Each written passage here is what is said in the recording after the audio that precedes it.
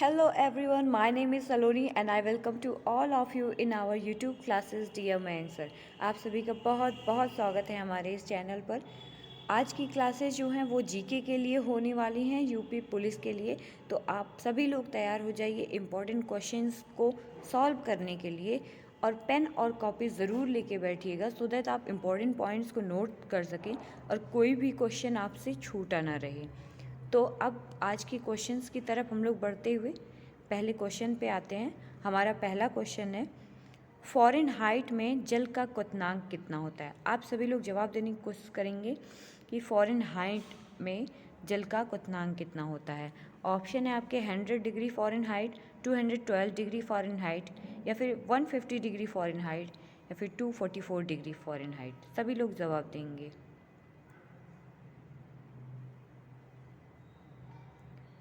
So the right answer is option number B. जिन्होंने जवाब दिया है 212 degree Fahrenheit, they are right. जो जल का क्वथनांक है फ़ारेनहाइट में 212 डिग्री फ़ारेनहाइट होता है। अगर बात करते हैं डिग्री सेल्सियस की, डिग्री सेंटीग्रेड की, तो 100 डिग्री सेल्सियस होता है जल का क्वथनांक। और अगर हम बात करते हैं केल्विन की, तो 373.127 केल्विन होता है। और अगर फ़ारेनहाइट में है तो 112 फ़ारेनहाइट डिग्री फ़ारेनहाइट होता है। ठीक है, बढ़ते हैं अपने अगले क्वेश्चन की तरफ। और हमारा अगला क्वेश्चन है, निम्नलिखित में से किस तत्व की परमाणु त्रिज्या सबसे छोटी होती है। कौन सा तत्व ऐसा है जिसकी परमाणु त्रिज्या सबसे छोटी होती है। ऑप्शन आपके ब्रोमीन, क्लोरीन, सोडियम, या फिर कैल्शियम। सभी लोग जवाब देंगे।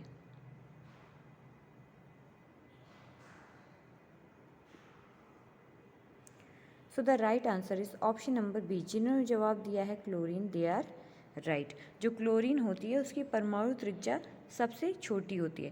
जो तत्व होते हैं, तो तत्वों की जो परमाणु त्रिज्या होती है, एक रासायनिक तत्व के परमाणु नाभिक के केंद्र से इलेक्ट्रॉन की बाहरी कक्षा तक की दूरी को बोलते हैं।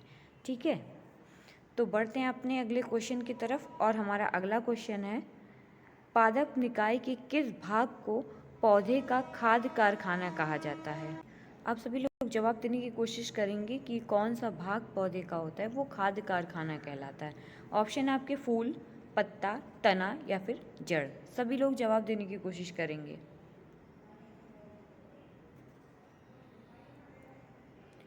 सो the right answer is option number B. जिन्होंने जवाब दिया है पत्ता, दे आर राइट। जो पौधे की पत्तियां होती हैं वो खाद्य कारखाना कहलाती हैं। क्यों? क्योंकि ये जो प्रकाश संश्लेषण की क्रिया होती है उसमें पानी और कार्बन डाइऑक्साइड की मदद से सूर्य के प्रकाश और क्लोरोफिल का यूज़ करके भोजन बनाती हैं, इसीलिए। क्योंकि पौधों में जान तो इसी से आती है ना। तो जिन्होंने भी जवाब दिया option number B, they are right. बढ़ते हैं अपने अगले क्वेश्चन की तरफ। और हमारा अगला क्वेश्चन है, निम्नलिखित का मस्तिष्क का कौन सा हिस्सा लवण स्राव और रक्तचाप जैसी अस्वैच्छिक क्रियाओं को नियंत्रित करता है। ऑप्शन है आपके पीयूष ग्रंथि, प्रमस्तिष्क, अनुमस्तिष्क, या फिर मज्जा। सभी लोग जवाब देने की कोशिश करेंगे।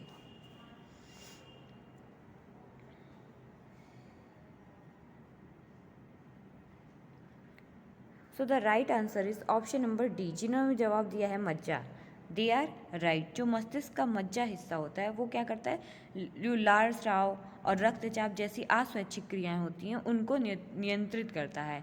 मेडुला मस्तिष्क तंत्र में स्थित होता है। ठीक है, बढ़ते हैं अपने अगले क्वेश्चन की तरफ। और हमारा अगला क्वेश्चन है, भारत के नियंत्रक और महालेख परीक्षक एक क्या है ये बताना है आपको। संवैधानिक निकाय, संविधानेतर निकाय, संविधिक निकाय, या फिर कार्यकारिणी निकाय। सभी लोग जवाब देने की कोशिश करेंगे।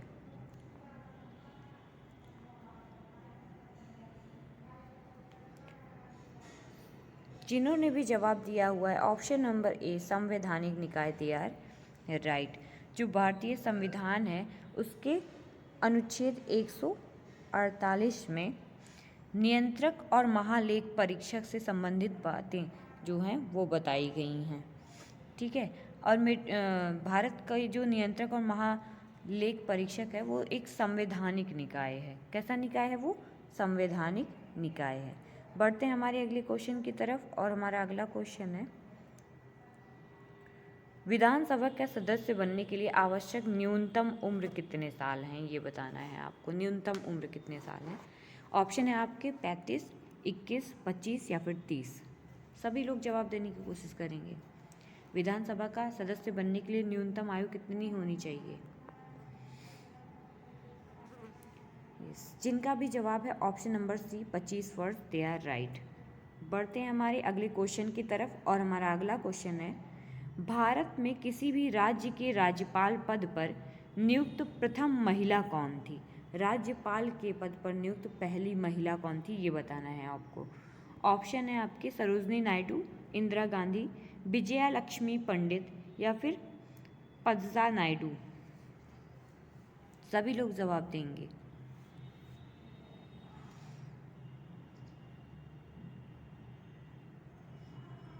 यस, जिनका भी जवाब है option number A, they are right, Sarojini Naidu. Sarojini Naidu का जन्म कब हुआ था? 13 फरवरी को हुआ था, 13 फेब। ठीक है, सरोजनी नायडू का जो जन्म था 13 फरवरी को हुआ था 1879 को।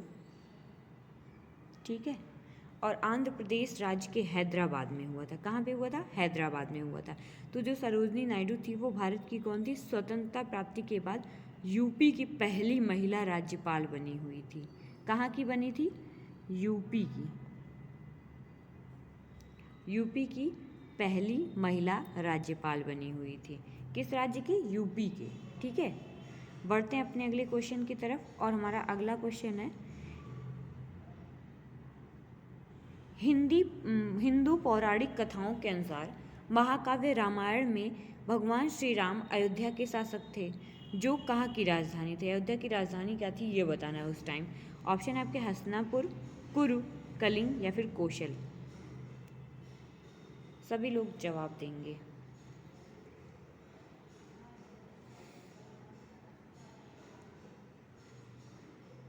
तो हिंदू पौराणिक कथाओं के अनुसार भगवान राम अयोध्या के शासक तो थे। पहले अयोध्या को कौन से जनपद में? कौशल जनपद। जिन्होंने भी जवाब दिया option number D, they are right. Ayodhya जो थी वो कौशल जनपद की राजधानी थी। ठीक है, वर्तमान में यहाँ पे जो है प्राचीन मंदिर जो थे वो सीता रसोई तथा हनुमानगढ़ी मुख्य रूप से हैं। तो जिन्होंने भी जवाब दिया option number D Kaushal, they are right. Ayodhya की राजधानी क्या थी? कौशल थी।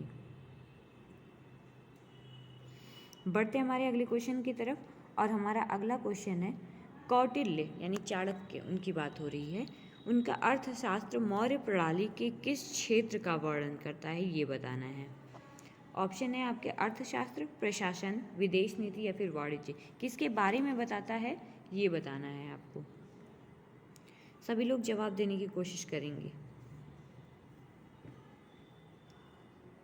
सो the right answer is option number B. जिन्होंने भी जवाब दिया प्रशासन, दे आर राइट।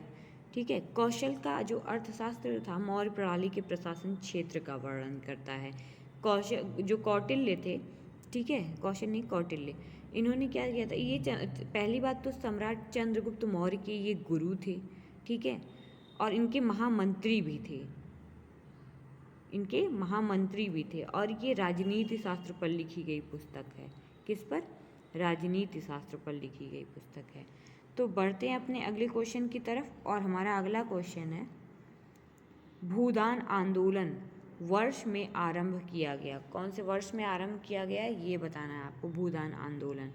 ठीक है, ऑप्शन है आपके 1948, 1961, 1960 या फिर 1951। आप सभी लोग जवाब देने की कोशिश करेंगे।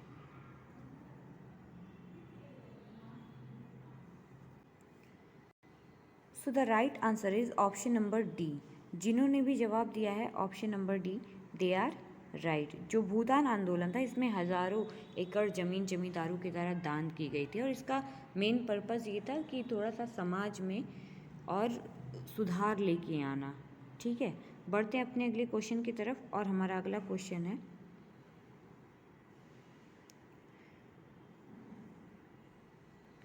जब भारत सरकार अधिनियम 1935 अधिनियमित किया गया था तब भारत का गवर्नर जनरल कौन था?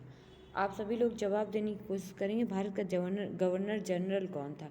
ठीक है, जब भारत सरकार का अधिनियम 1935 को अधिनियमित किया गया था। सभी लोग जवाब देंगे।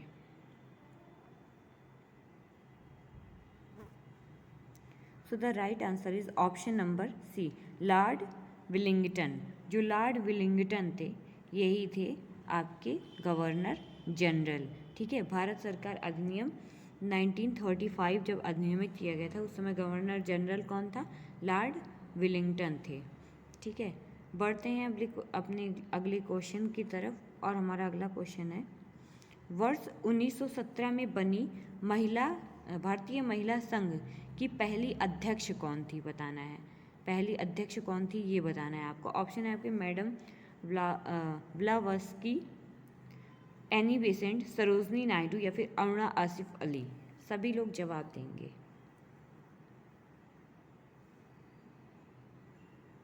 So the right answer is option number B, Annie Besant. जिन्होंने भी जवाब दिया Annie Besant, they are right. ठीक है, 1917 में पहली भारतीय महिला संघ की पहली महिला अध्यक्ष एनी बेसेंट थी। और एनी बेसेंट जो थी 1917 में भारतीय राष्ट्रीय कांग्रेस की पहली महिला अध्यक्ष बनी हुई थी। ठीक है, भारतीय राष्ट्रीय कांग्रेस की। बढ़ते हैं अगले क्वेश्चन की तरफ। और हमारा अगला क्वेश्चन है, आयकर एक क्या है? वित्त कर, प्रत्यक्ष कर, सेवा कर या अप्रत्यक्ष कर। सभी लोग जवाब देंगे। आयकर क्या है? Income tax.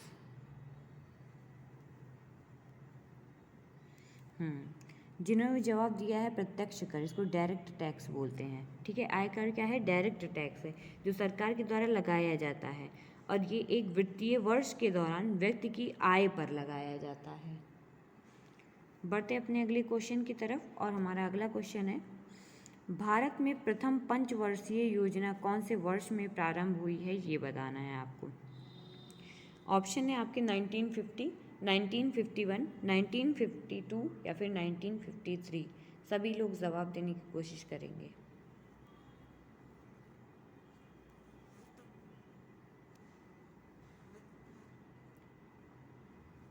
The right answer is option number B, 1951। 1951 Bharat में प्रथम पंचवर्षीय योजना शुरू की गई थी और इसका मुख्य उद्देश्य क्या था कि बांधों और सिंचाई में जो निवेश किया गया है कृषि प्रधान क्षेत्र के कार्यों में उन्नति करना था, उस पर ध्यान देना था। ठीक है, बढ़ते हैं अपने अगले क्वेश्चन की तरफ। और हमारा अगला क्वेश्चन है, डेनमार्क, आइसलैंड, नॉर्वे, स्वीडन एवं फिनलैंड मिलकर क्या कहलाते हैं ये बताना है। ऑप्शन है आपके नीदरलैंड, स्कैंडिनेविया, यूरेशिया या फिर ऑस्ट्रेलिया। सभी लोग जवाब देने की कोशिश करेंगे।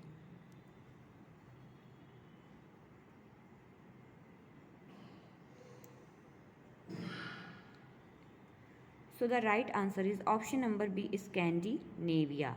जिन्होंने भी जवाब दिया हुआ है Scandinavia, they are right. Scandinavia प्रायद्वीपीय में उत्तरी यूरोप के आने वाले देशों को स्कैंडिनेवियाई देश कहते हैं। इसमें नॉर्वे, स्वीडन, डेनमार्क आदि आते हैं। ठीक है, बढ़ते अपने अगले क्वेश्चन की तरफ। और हमारा अगला क्वेश्चन है, कौन सा महासागर अधिकतम निमग्न द्वीपों से बना हुआ है? सभी लोग जवाब देंगे। कौन सा महासागर अधिकतम निमग्न द्वीपों से बना है? सभी लोग जवाब देने की कोशिश कीजिए।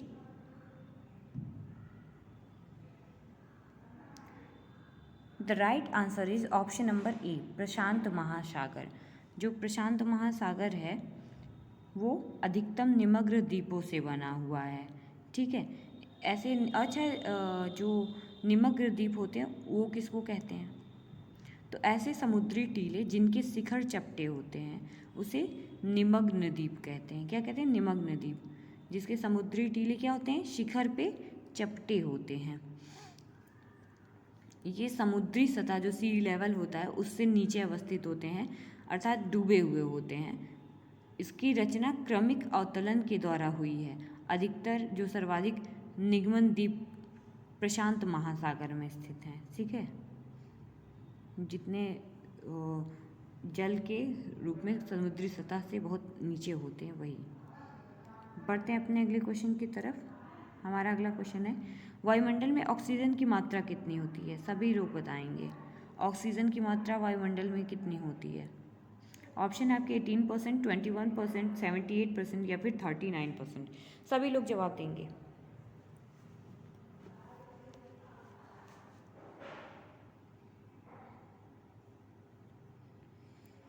सो the right answer is option number B 21%। जो ऑक्सीजन होता है वो कितना होता है? 21% होता है। नाइट्रोजन कितने होते हैं? नाइट्रोजन अगर देखा जाए तो वो 78.08% होते हैं। ठीक है, और अगर बात करते हैं ऑक्सीजन की तो 20.98% होते हैं। और अगर हम बात करते हैं ऑर्गन की तो ऑर्गन 0.93% होते हैं। ठीक है, कार्बन डाइऑक्साइड की बात करें तो कार्बन डाइऑक्साइड 0.03% होते हैं। ठीक है, इसके अलावा अगर देखा जाए नियान, हीलियम, ओजोन, हाइड्रोजन, ये सारी गैसें शामिल होती हैं। बढ़ते हैं अपने अगले क्वेश्चन की तरफ और हमारा अगला क्वेश्चन है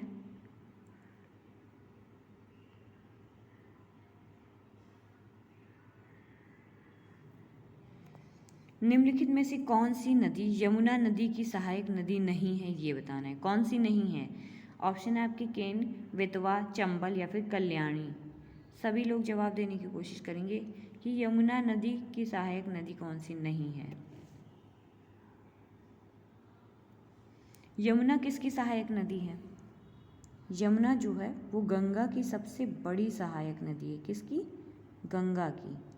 यमुना जो है वो गंगा की सबसे बड़ी सहायक नदी कहलाती है। ठीक है, और बात करते हैं यमुना की कौन सी सहायक नदी नहीं है। So the right answer is option number D, Kalyani. जो कल्याणी है वो यमुना की सहायक नदी नहीं है। ठीक है, जबकि केन, बेतवा, चंबल ये तीनों यमुना की सहायक नदियों में आती हैं। ठीक है, यमुना नदी जो होती है वो यमुनोत्री से निकलने के बाद प्रयागराज में गंगा नदी से मिलती है, गंगा नदी से मिल जाती है। और यमुना की प्रमुख जो सहायक नदियाँ होती हैं ये केन, बेतवा, चंबल, ये सब चीज़ें सहायक नदी हैं प्रमुख रूप से। कल्याणी जो होती है, कल्याणी किसकी सहायक नदी है? तो कल्याणी जो है वो गंगा की सहायक नदी है। ठीक है, यमुना की नहीं है। बढ़ते हैं अपने अगले क्वेश्चन की तरफ और हमारा अगला क्वेश्चन है निम्न राज्यों में से किस राज्य का भारत में जूट उत्पादक का प्रतिशत सबसे ज़्यादा है, ये बताना है आपको। जूट उत्पादक का प्रतिशत सबसे ज़्यादा है। बहुत इंपॉर्टेंट क्वेश्चन, सभी लोग जवाब देने की कोशिश करेंगे। ऑप्शन है आपके केरल, गुजरात, बिहार या फिर Paschim Bengal. The right answer is option number D, Paschim Bengal. जिन्होंने भी जवाब दिया है they are right. Paschim Bengal राज्य भारत में जूट उत्पादन का प्रतिशत सबसे ज़्यादा है और इसे सुनहरा रेशा या फिर गोल्डन फाइबर भी कहते हैं। ठीक है, भारत का जो विश्व का 35% जूट है वो कहाँ से आता है? वो पश्चिम बंगाल से आता है। ठीक है, जूट का निर्माण वहीं पे होता है, वहीं के सामानों से। बढ़ते हैं अपने अगले क्वेश्चन की तरफ और हमारा अगला क्वेश्चन है मानव जनसंख्या वितरण और घनत्व के प्रतिरूप यानी पैटर्न के अध्ययन को क्या कहा जाता है, ये बताना है। जनसंख्या वितरण और घनत्व के प्रतिरूप को के अध्ययन को क्या कहते हैं? ऑप्शन है आपके एंथ्रोपोलॉजी, डेमोग्राफी, ऑन्कोलॉजी या फिर सोशियोलॉजी। सभी लोग जवाब देने की कोशिश करेंगे।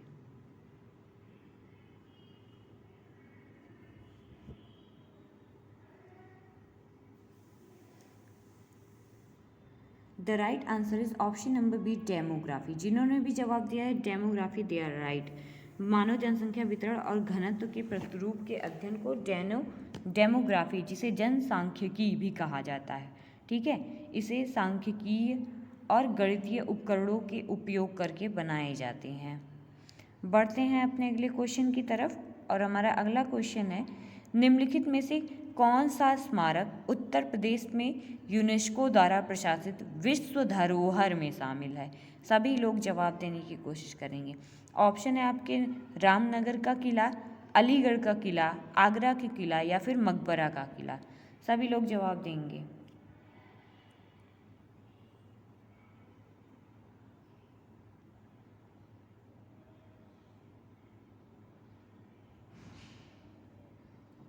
So the right answer is option number C, Agra का किला। जिन्होंने भी जवाब दिया है आगरा का किला दे आर राइट।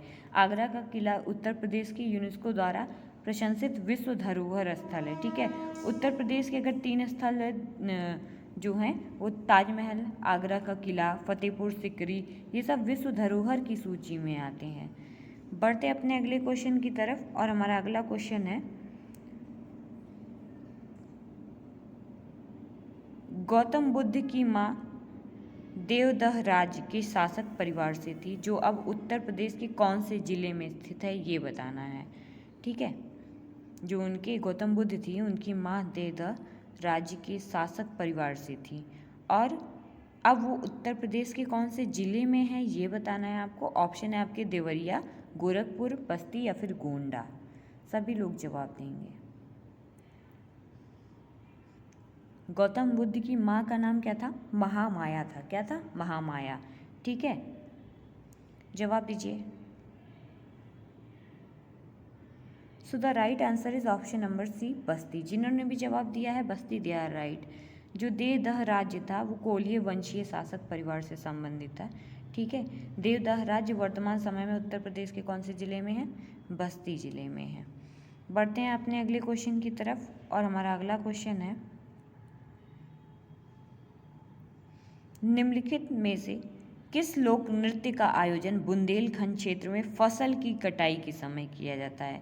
फसल की कटाई के समय बुंदेलखंड साइड में कौन सा नृत्य किया जाता है, ये बताना है आपको। ऑप्शन है आपके कर्मा, छोलिया, चरकुला या फिर शहरा। सभी लोग जवाब देने की कोशिश करेंगे।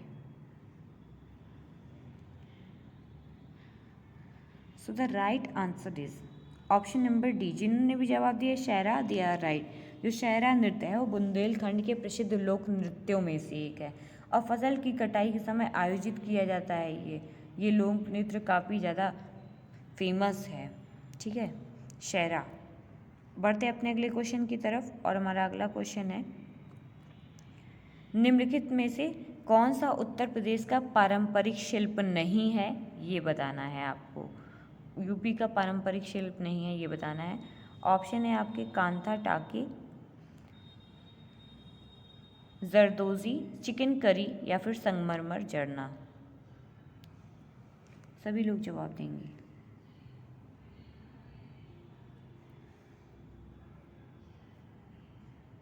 So the right answer is option number ए, कांथा टाके। जो कांथा टाके या फिर कांथा कढ़ाई है, यूपी का पारंपरिक शिल्प नहीं है। ठीक है, ये कढ़ाई बंगाल की प्राचीन कलाओं में से एक है। कहाँ की? बंगाल की।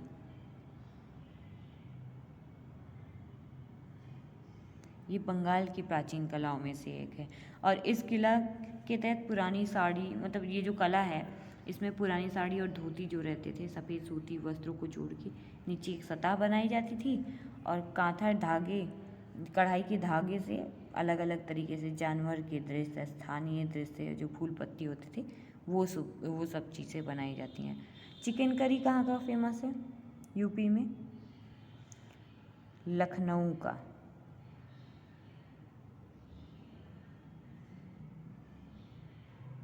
ठीक है, चिकन करी लखनऊ का फेमस है।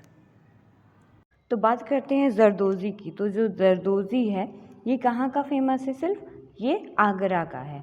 ठीक है, आगरा का। बढ़ते हैं अपने अगले क्वेश्चन की तरफ, और हमारा अगला क्वेश्चन है, पेट्रोलियम निर्यातक देशों का संगठन ओपेक का जो गठन है वो कहाँ पे किया गया था, ये बताना है आपको। बगदाद सम्मेलन, स्टॉकहोम सम्मेलन, OICD सम्मेलन या फिर OECD सम्मेलन या फिर UNO सम्मेलन। सभी लोग जवाब देंगे। सभी लोग जवाब देंगे। बगदाद सम्मेलन, स्टॉकहोम सम्मेलन, OECD या फिर UNO, सभी जवाब देंगे। So the right answer is option number A, Baghdad सम्मेलन। जिन्होंने भी जवाब दिया है दे आर राइट। जो पेट्रोलियम निर्यातक देश हैं उसका संगठन ओपेक की एक स्थायी अंतर सरकारी संगठन है। ठीक है, इसकी स्थापना कब हुई थी? 1960 में। 1960 में हुई थी। कहाँ? बगदाद सम्मेलन में। सऊदी अरब, ईरान, इराक, कुवैत और वेनेजुएला के द्वारा की गई थी। इसका मुख्यालय कहाँ पे है? तो इसका मुख्यालय है ऑस्ट्रिया के वियना में। कहाँ? ऑस्ट्रिया के वियना में है, ठीक है। और इसका उद्देश्य क्या है? विश्व बाजार में जो तेल की कीमत है उसको निर्धारित किया जाए, ठीक है। उसमें जो आपूर्ति है उसको प्रबंधित किया जाए, ठीक है। ओपेक के कुल कितने सदस्य हैं? देखा जाए तो 13 सदस्य हैं। कितने? 13। बढ़ते हैं अगले क्वेश्चन की तरफ, और हमारा अगला क्वेश्चन है भारतीय नौसेना में सम्मिलित प्रथम नाभिकीय पनडुब्बी का नाम बताना है। आप सभी लोग जवाब देंगे, प्रथम नाभिकीय पनडुब्बी का नाम बताना है। ऑप्शन है आपके चक्र, मैत्री, रोहिणी या फिर इनमें से कोई नहीं। सभी लोग जवाब देंगे।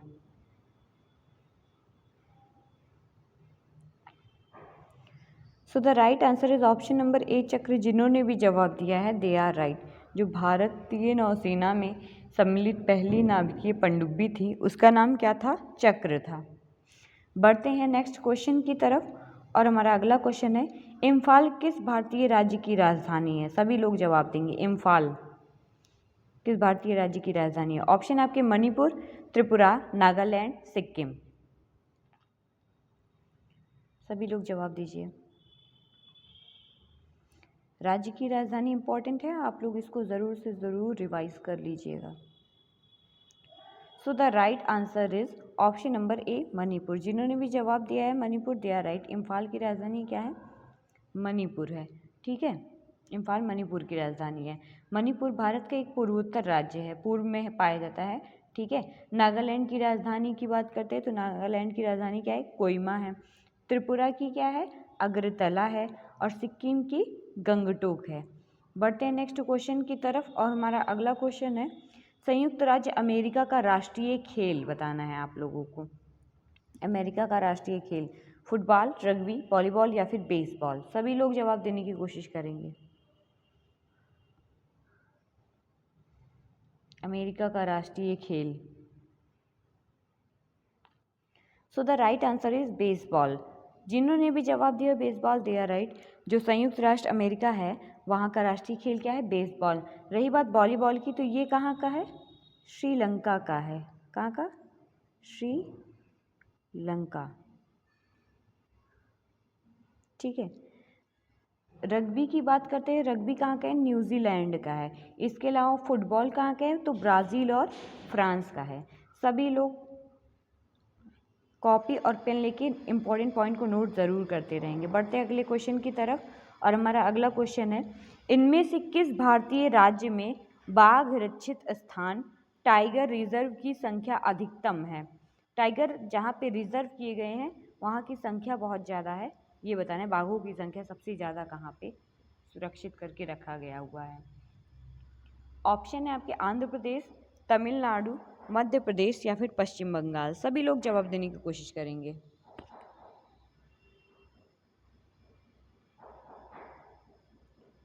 So the right answer is option number C Madhya Pradesh. जिन्होंने भी जवाब दिया मध्य प्रदेश दे आर राइट। जो मध्य प्रदेश है यहाँ पे बाघ रक्षित जो टाइगर रिजर्व की संख्या है वो सबसे ज़्यादा है, ठीक है। बाघों की जो संख्या थी भारत में वो काफ़ी ज़्यादा गिरावट हुई थी उसमें, तो उसी के कारण 1973 में भारत सरकार ने बाघों को संरक्षित करने के लिए प्रोजेक्ट टाइगर का निर्माण किया था। किसका? प्रोजेक्ट टाइगर कार्यक्रम शुरू किया था। बढ़ते हैं अगले क्वेश्चन की तरफ, और हमारा अगला क्वेश्चन है निम्नलिखित में से कहाँ पर इंदिरा गांधी राष्ट्रीय वन अकेडमी स्थित है? सभी लोग जवाब देंगे। ऑप्शन है आपके देहरादून, मैसूर, भरतपुर या फिर जौहरहट। सभी लोग जवाब देंगे। इंदिरा गांधी राष्ट्रीय वन अकेडमी कहाँ पे है?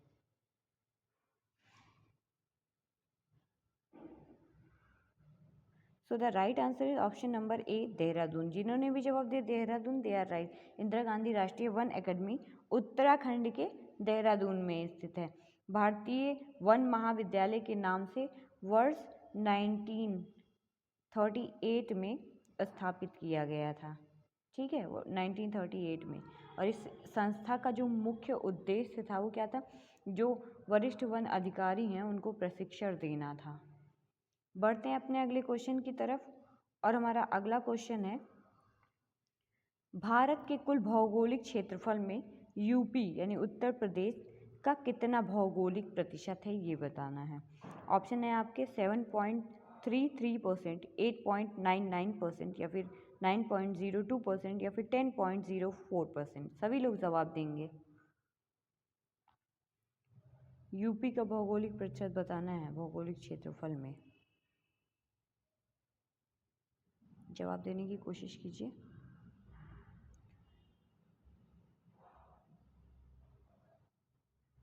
So the right answer is option number ए। जिन्होंने भी जवाब दिया 7.33% दे आर राइट।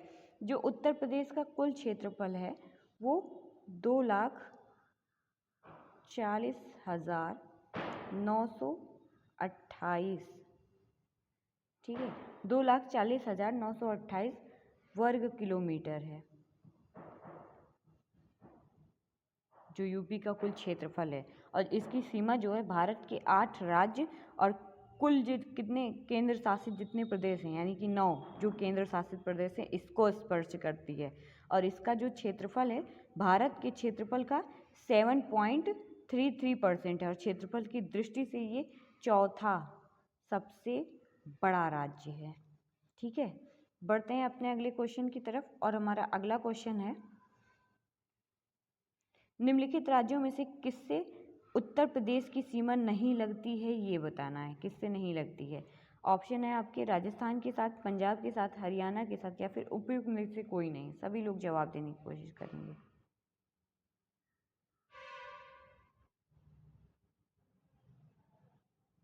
उत्तर प्रदेश की सीमा कौन से राज्य से नहीं लगती है ये बताना है आपको। So the right answer is option number B, Punjab के साथ। जो उत्तर प्रदेश की सीमा रेखा है वो 8 राज्य यानी जैसे उत्तराखंड हो गया, हिमाचल प्रदेश हो गया, हरियाणा हो गया, राजस्थान, मध्य प्रदेश, छत्तीसगढ़, बिहार और झारखंड, ठीक है, ये सब एक केंद्र शासित प्रदेश दिल्ली से मिलती हैं। ठीक है, पंजाब की जो सीमा है वो नहीं मिलती है।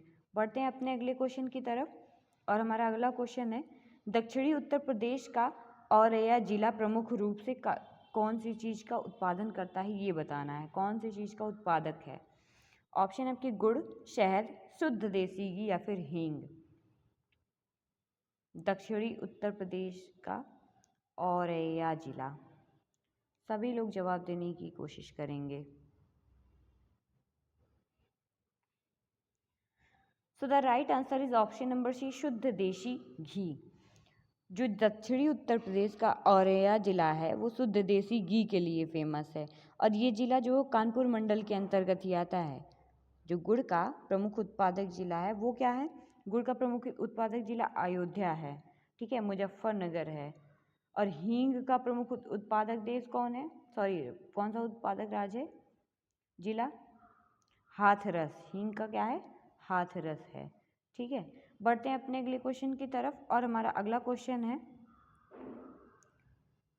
गुदई महाराज प्रसिद्ध तबला वादक निम्नलिखित में से किस घराने से संबंधित थे ये बताना है आपको। ऑप्शन आपके बनारस घराना, लखनऊ घराना, आगरा घराना या फिर रामपुर घराना। सभी लोग जवाब देने की कोशिश करेंगे। जो गुदई महाराज थे वो यूपी के प्रमुख तबला वादकों में से एक थे। ठीक है, इनका संबंध कौन से घराने से था? तो इनका संबंध जो था वो बनारस घराने से था। जिन्होंने भी जवाब दिया बनारस घराना, दे आर राइट। बनारस घराने से संबंधित था। जो अन्य तबला वादक थे, राम सहाय, जानकी सहाय, कंठे महाराज, किशन महाराज, पंडित अनोखे लाल, ये सब नाम हैं इनके। ठीक है, इनके नाम का मतलब प्रमुख जो वादक थे, तबला वादक, इनके नाम हैं। परतप्पू महाराज, रामजी मिश्रा, ये सब प्रमुख वादक है तबला के। बढ़ते हैं अपने अगले क्वेश्चन की तरफ। और हमारा अगला क्वेश्चन है, हाल ही में जारी भारत सरकार की रिपोर्ट 2022 के अनुसार सर्वाधिक सड़क दुर्घटनाएं किस राज्य में हुई हैं? सड़क दुर्घटनाएं पूछा है कौन से राज्य में हुई हैं। ऑप्शन है आपके उत्तर प्रदेश, तमिलनाडु, महाराष्ट्र या फिर तेलंगाना। सभी लोग जवाब दीजिए। सड़क दुर्घटना के मामले में सबसे ज़्यादा। The right answer is option number B, Tamil Nadu. ठीक है, सड़क दुर्घटना रिपोर्ट 2022 के अनुसार सर्वाधिक सड़क दुर्घटनाएं कहाँ हुई? तमिलनाडु में। और अगर बात करें दुर्घटनाओं से होने वाली मौतों के मामले में, उत्तर प्रदेश पहले नंबर पे है, ठीक है। उसका फर्स्ट स्थान है उत्तर प्रदेश का मौतों में, सड़क दुर्घटनाएं से जो मौत हो जाती हैं उसमें यूपी सबसे पहले है। बढ़ते हैं अगले क्वेश्चन की तरफ और हमारा अगला क्वेश्चन है, नवंबर 2023 में निम्नलिखित में से किसे आज़ादी का अमृत महोत्सव पुरस्कार से सम्मानित किया गया था? सभी लोग जवाब देंगे। आज़ादी का अमृत महोत्सव पुरस्कार से किसे सम्मानित किया गया था, कौन से राज्य को? ऑप्शन है आपके उत्तर प्रदेश, जम्मू कश्मीर, मध्य प्रदेश या फिर Ladakh.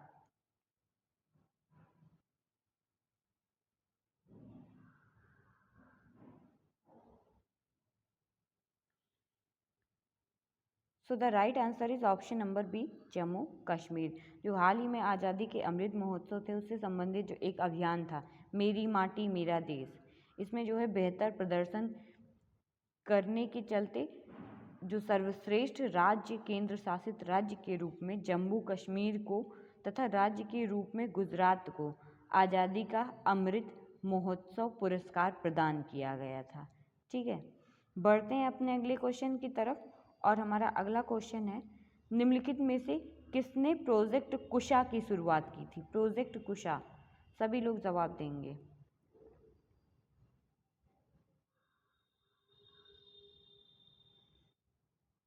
So the right answer is DRDO। जिन्होंने भी जवाब दिया है DRDO, they are right. DRDO ने हाल ही में इजराइल के एंटी एयर डिफेंस सिस्टम की तर्ज पर भारत में एंटी एयर डिफेंस सिस्टम बनाने के लिए प्रोजेक्ट कुशा की शुरुआत की थी। किसकी? प्रोजेक्ट कुशा की शुरुआत की हुई थी, ठीक है। बढ़ते हैं अपने अगले क्वेश्चन की तरफ। अगला और लास्ट क्वेश्चन, हमारा अगला क्वेश्चन है, हाल ही में किस देश में स्टेट बैंक ऑफ इंडिया की शाखा खोली गई है? हाँ, ये आप लोग बताइए। ऑप्शन है आपके थाईलैंड, भूटान, श्रीलंका या फिर मालदीव। सभी लोग जवाब देने की कोशिश करेंगे।